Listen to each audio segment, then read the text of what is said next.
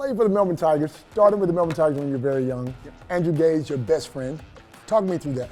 Well, we started obviously at the Tigers as 8-year-olds, played all juniors together, and obviously seniors. We just played for yourself, and you played NBA, and you took my spot, which I'll never forgive you for. But I love you because you won us a championship in '93, '97. So, I come across as a team player, a role player, and playing 16 years in the NBL. There's nothing better than that, and I had fun, a lot of fun, and played with a great club. Yeah. Is it fair to say you had a little bit of white line fever? Is that fair to say? That's not true. It's actually not true. I deny those allegations, okay? Well, of course, we all want to win. Anyone that says they don't want to win as a professional athlete is not telling you the truth. So, but look, I was hard, I was fair, and we all want to win, and we did. We had great success in the 90s, and the sport's coming back again, which is great. Any little beef between your teammates? Did you ever get into any kind of... Never. Never? Apart from you, Warwick Giddy, Mark Breaky, Andrew Gaze, Dave Simmons, Robert Sibley. Only a few, only a couple. Look, that happens. I mean, the competitive nature of athletes is there will be issues because it's a physical game. And in the 90s, as we all know, it was a very physical game. But hey, we're still mates today, and great relationship with Rob Sibley, who's obviously had some health issues, and I'm still your mate. So I'm doing things well. All right, talk about the '93 championship. What does that mean to you? What does it mean to me? Oh, wow.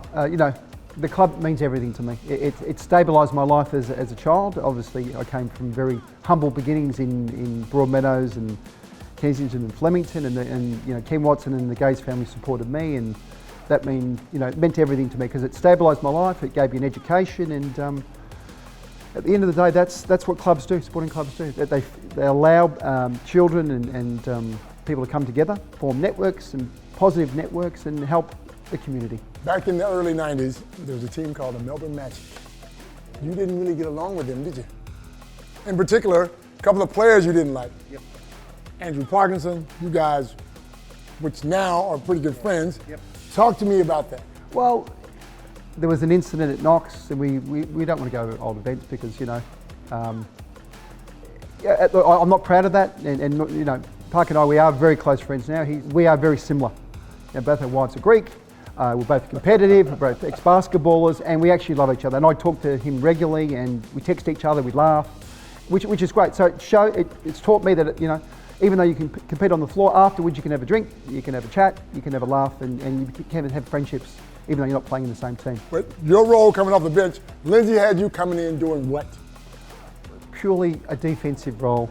I would guard your Ricky Graces and the players that you couldn't guard.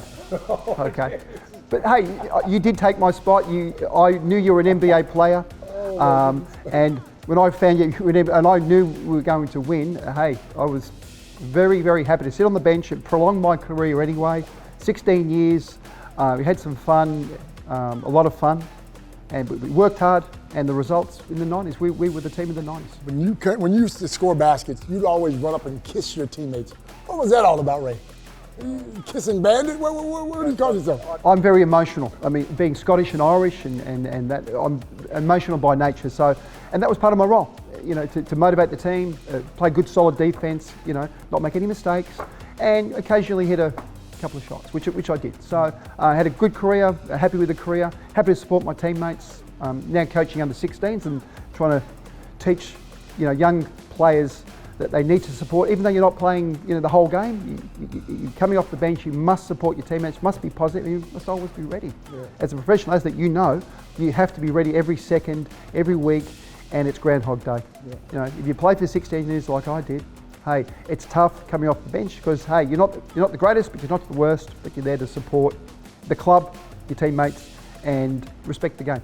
Now your jersey hangs in the rafters. How does that make you feel when you go watch other teams play? Oh, well, it's a great honour.